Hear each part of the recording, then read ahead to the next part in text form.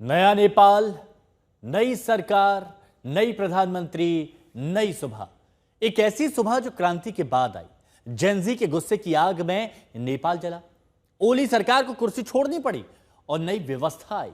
संसद भंग हो गई, चुनाव की तारीखें आ गई और नेपाल की पहली महिला चीफ जस्टिस सुशीला कार्की ने कल रात अंतरिम सरकार की कमान संभाल ली। प्रधानमंत्री मंत्री बनते ही पीएम कार्की ने सबसे पहले संसद भंग करने का ऐलान किया और चुनाव की तारीख घोषित कर दी। 5 मार्च को चुनाव होंगे। तो 5 मार्च 2026 को चुनाव होंगे। जेनजी की बहुत सी शर्तें थी, उन शर्तों को भी मंजूर रखा गया है। जेनजी का कोई भी शख्स मंत्रिमंडल में शामिल नहीं होगा, लेकिन बाहर से नजर जरूर रखी जाएगी।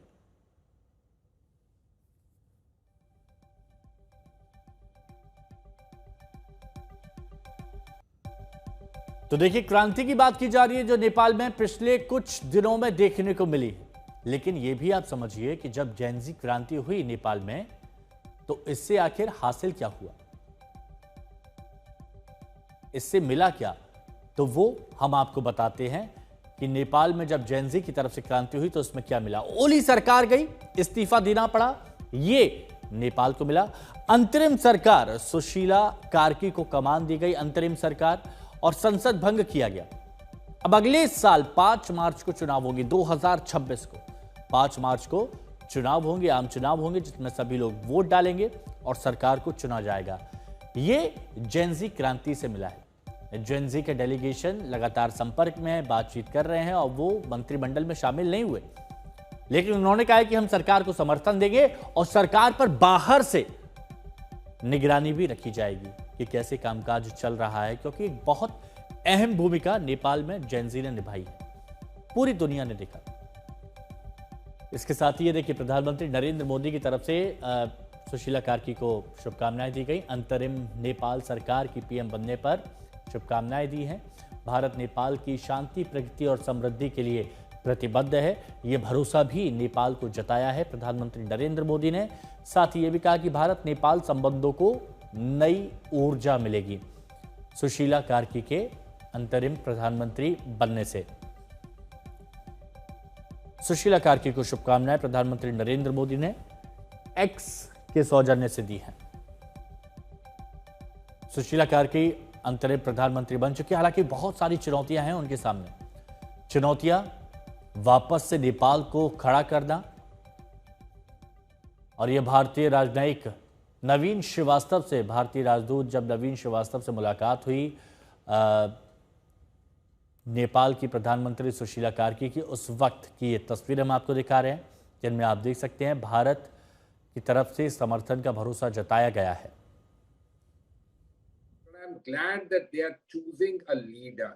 They're choosing somebody to lead the country because you can't have a political vacuum. Secondly, I want to say this, Sushila Karki ji, the former Chief Justice. She has a reputation as being a straight individual, corruption, somebody who's fought against corruption, given many human rights answers, etc. She's also a senior person. We are fortunate he studied at BHU. Nepal was desperately in search of a stabilizing influence. And I think this is a good development because Sushila Karki is known to be an independent person, a fair-minded person, and she'll be able to conduct elections, not like Bangladesh, where no elections have taken place for more than a year, despite having a caretaker government. Pankaj दास हमारे साथ नेपाल से जुड़े हुए हमारे सहयोगी काठमांडू से। पंकज, जरा ये बताइए कि सुशीला कार्की के प्रधानमंत्री के बनने के बाद से क्या क्या अपडेट है, क्या क्या खबरें आ रही है वहां से? इस समय जो है वो अपने मंत्रिमंडल को लेकर अपने सहयोगियों के साथ और जो जेनजी रिप्रेजेंटेटिव है उनके साथ वो लगातार चर्चा कर रही है, क्योंकि सबसे महत्वपूर्ण है उनके लिए अपने कैबिनेट को बनाना और किन लोगों का वो चयन करती है, उस पर सबकी नजर है। क्या कुछ जेनजी रिप्रेजेंटेटिव को उसमें मौका दिया जाता है या कई सारे जो एक्सपर्ट हैं उनको मौका दिया जाता है। इस समय वो अपनी खुद की टीम जो प्राइम मिनिस्टर की टीम हो, एडवाइजरी बॉडी की टीम होगी, उस टीम को बनाने के लिए वो चर्चा कर रहे हैं। साथ ही जो कैबिनेट में है उसको लेकर चर्चा कर रहे हैं। इसमें उन्होंने जो नेपाल आर्मी के चीफ है वो उनसे भी वो कंसल्ट कर रही हैं कि इस टीम को कैसे बनाया जाए करके।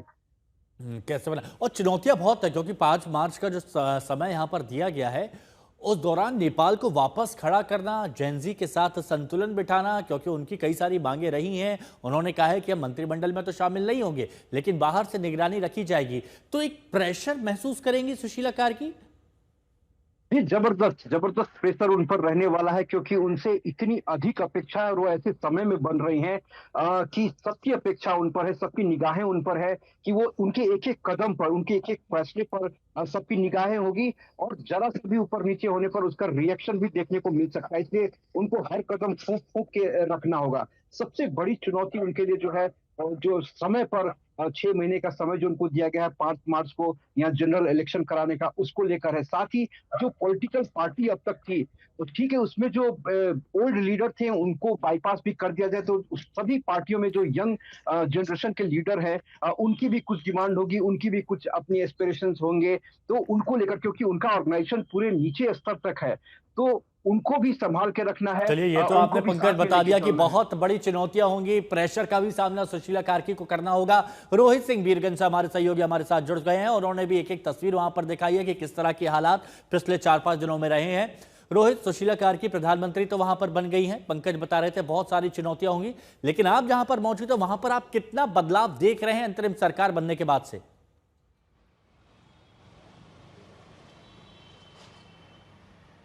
देखिए, बिल्कुल हिमांशु, जो बता दें कि ये चुनौतीपूर्ण तो है ही, साथ ही साथ कांटों का ताज है। ये 6 महीने जो है ना बहुत ही मुश्किल भरे होने वाले हैं सुशीला कार्की के लिए, क्योंकि उनसे उम्मीद ये है, हम बीरगंज से मौजूद हैं, कई लोगों से बात की कि भाई भ्रष्टाचार जो है वो अब नहीं रहना चाहिए। सरकार जो बना है, क्योंकि लोग जो परेशान थे, पूर्व में जितने प्रधानमंत्री बने, जितने भी सरकारें बनी हैं, सब पर आरोप लगता था कि भ्रष्टाचार है, उनके घर में पैसे जो है जमा करके रखते हैं, बच्चे उनके विदेशों में पढ़ते हैं और जो स्थानीय लोग हैं यहाँ पे बच्चे हैं उनको स्कूल शिक्षा नहीं मिल पाती है, कॉलेज शिक्षा नहीं मिल पाती है, रोजगार नहीं मिल पाता है। तो अब नई व्यवस्था बनने से लोगों को उम्मीद है कि एक भ्रष्टाचार से जो कह सकते हैं मुक्त एक सरकार मिलेगी। और नेपाल को किस तरीके से 4-5 दिनों में जो वो एक कहते हैं ना डिरेल हो गया है पूरा नेपाल के एक पटरी से, तो किस तरीके से वापस से नेपाल को पटरी पर लाया जाए, किस तरीके से शांति बहाली हो, सबसे पहले प्राथमिकता वो होगी। क्योंकि आज हम जब इस वक्त बात कर रहे हैं, अभी भी जो है 2 घंटे की कर्फ्यू में ढील दी गई थी, लेकिन एक बार फिर से सुबह 11 बजे से कर्फ्यू जो है वो लगा दिया गया है बीरगंज में।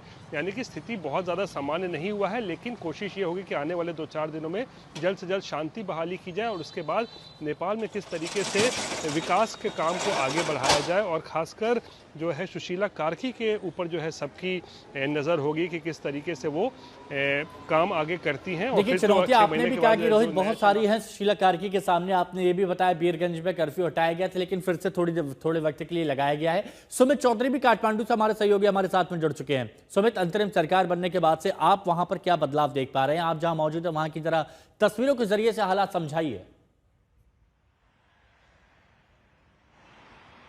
बिल्कुल बिल्कुल हिमांशु, देखिए सबसे पहले तो मैं आपको तस्वीरें दिखाता हूं। मेरे कैमरा पर्सन हिमांशु सत्य आपको दिखा रहे होंगे कि आखिरकार इस समय के क्या हालात हैं काठमांडू में। और अब ये जो हालात हैं वो सामान्य नजर आते हैं, खासतौर पर काठमांडू के आसपास और काठमांडू के अंदर, यानी हर इलाके के अंदर। अभी भले ही देखिए कुछ ही घंटों की ढिलाई कर्फ्यू में दी गई है, लेकिन जो हालात हमने कल रात को देखे, यानी जब कल से अंतरिम सरकार के मुखिया के तौर पर सुशीला कार्की के नाम का ऐलान किया गया, उनके साथ लगातार उनको जिम्मेदारी दी गई और अब ये फैसला लगभग तय हो गया, क्योंकि अब जो जेनजी थे या फिर जो युवा थे जो प्रदर्शन कर रहे थे, उनमें भी संतोष है कि देखिए उनकी बहुत हद तक मांगे मांग ली गई हैं। तो ऐसे में जो चीजें हैं, जो जनजीवन है, वो नेपाल की सड़कों पर आपको सामान्य नजर आएगा। दुकानें खुल गई हैं, कई हमने अपने देखा कि कई ऐसे जो छोटी छोटी चीजें थी उनको खोल दिया गया है। तो निश्चित तौर पर लोग, युवा जो हैं वो बाहर निकल रहे हैं सड़कों पर, अपने कामकाज पे जा रहे हैं। जिन संस्थानों को जला दिया गया था या जिनको नुकसान पहुंचा था, उनको सुचारू रूप से चलाने की प्रक्रिया शुरू की जा रही है। लगातार वहां पर इलेक्ट्रिसिटी हो, दूसरी चीजें हो, उनको दोबारा से रिस्टोर किया जा रहा है। तो ऐसी जो चीजें हैं वो पिछले कुछ घंटों में देखने को हमको मिली और कहा यह जा रहा है कि अगले 24 से 48 घंटे में सारी चीजें, आप कह सकते हैं कि जो नेपाल में कर्फ्यू था उसको पूरी तरीके से लिफ्ट कर दिया जाएगा और सीधे तौर पर जो सामान्य जनजीवन है उसको पटरी पर लाने की पूरी कोशिश होगी। देखिए, एक अच्छे पड़ोसी होने के नाते हम यही चाहते हैं, भारत भी यही चाहता है कि सुशीला कार्की तमाम चुनौतियों का सामना करते हुए नेपाल को विकास के रास्ते पर आगे ले जाए।